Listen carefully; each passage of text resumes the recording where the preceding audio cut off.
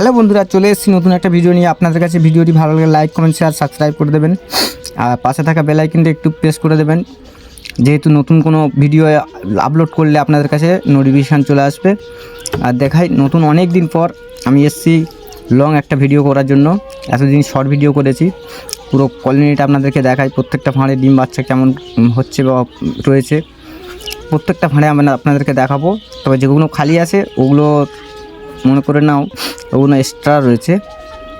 তারপরে আমি যেগুলো দেখাচ্ছি প্রত্যেকটা ভাঁড়ে ডিম বাচ্চা রয়েছে। দেখুন প্রত্যেকটা ভাঁড়ে ডিম বাচ্চা আপনারা দেখতে পাবেন। প্রত্যেকটি ভাঁড়ে যেগুলো খালি আছে ওগুলো এক্সট্রা ভাঁড়, ওগুলো তো আমি রেখেছি ভাঁড় অসুবিধা পাল্টানোর জন্য। এই ডিমটা একটু খারাপ মতো মনে হয়েছিল, আমি হাতে করে নিয়ে দিয়ে দেখলাম ঠিক আছে, ওটা পায়খানা লেগেছিল, বাট ওটা ঠিক আছে, কোনো অসুবিধা নেই। হ্যাঁ, দেখতে পাচ্ছেন আপনারা, এটা পায়খানা ছিল, অসুবিধা নেই। আমি ভেবেছিলাম হয়তো ডিম ভেঙে গেছে, কিন্তু না, ডিম ভাঙেনি, রেখে দিলাম। দিয়ে আপনাদেরকে পুরো কলোনিটা একটু দেখাই।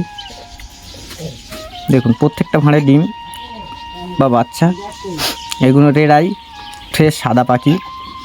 এখানে এক পিস বাচ্চা রয়েছে, সব বের হয়ে গেছে।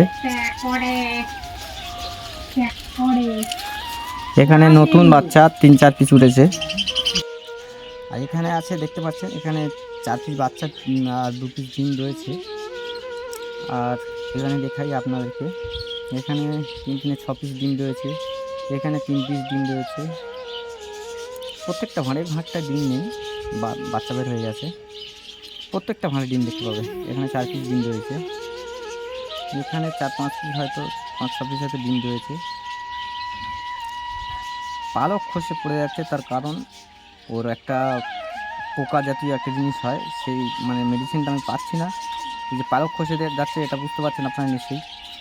এর জন্য আমি ট্রিটমেন্ট চালাচ্ছি, আর পরিণাম যদি ভালো দেখতে পাই আপনাদেরকে জানাবো কী করলে ভালো হয়। পালক খসে যাওয়ার কারণ হচ্ছে একটাই, ওর পোকা হয় ভাঁড়েতে, সেই ভাঁড়টা নোংরা হয়ে গেলে তারপর এই জিনিসটা দেখতে পাওয়া যায়। ওটা আমি ভালো যদি রেজাল্ট পাই আপনাদেরকে নিশ্চয়ই জানাবো। আর যদি আপনারা কেউ জেনে থাকেন আমাকে একটু কমেন্টে যদি জানাতে পারেন, খুব খুব ভালো লাগবে। দেখুন তারপর এখানে ভিডিও সব আপনাদেরকে দেখাচ্ছি পুরো লং করে। দেখুন প্রত্যেকটা ভাঁড়ে আছে ডিম বাচ্চা রয়েছে, কিন্তু পালক প্রত্যেকটা ভাঁড়ে দেখা যাচ্ছে বড় পাখি পালক খসে পড়ে যাচ্ছে। ওইটার পরিণাম আমি কিছু বুঝতেই পারিনি। যদি আপনারা জেনে থাকেন আমাকে একটু জানাবেন। এই বাচ্চা দুটো বড় হয়ে গেছে, যেহেতু এই দুটো বের করে দিতে হবে। এখানেও ডিম রয়েছে। পুরো কলোনি দেখানো কমপ্লিট। একটু আপনাদেরকে দেখায় দানা খাওয়া। সূর্যমুখী দানা, এটা সূর্যমুখী বীজ যেটা বলতে পারেন।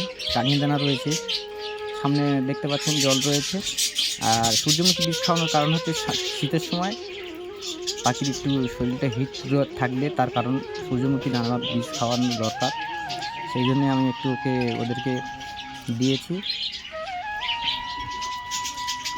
চাইলে আপনারা সূর্যমুখী বীজ খাওয়াতে পারেন। সূর্যমুখী বীজ খুব ভালো টেম্পার হয়, আর শীতের সময় এটা খাওয়ানো খুব গুরুত্বপূর্ণ দরকার।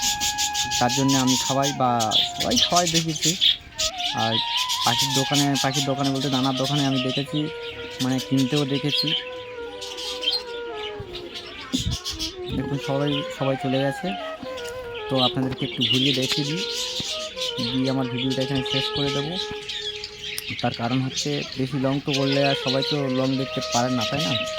ওই জন্য এখানে দুটো বাচ্চা আমি ছেড়েছি, সেগুলো নিয়ে অন্য জায়গায় শিফট করে দেবো। এখানে শিফট করে দিই। এটা হচ্ছে আমার একটা ছোট্ট কলোনি, এখানে ছোট্ট ঘর করে রেখেছি বাচ্চাগুলো এখানে রাখার জন্য। তো এখানে যে কটা বাচ্চা রয়েছে সব 60-এর কাছাকাছি, সব ভালোগুলো বিক্রি হয়ে গেছে। ভালো কয়েকটা আছে, আর তারপরে প্রায় সব 60 রয়েছে এখানে। এগুলো বিক্রি করবো না, এখানে রাখবো।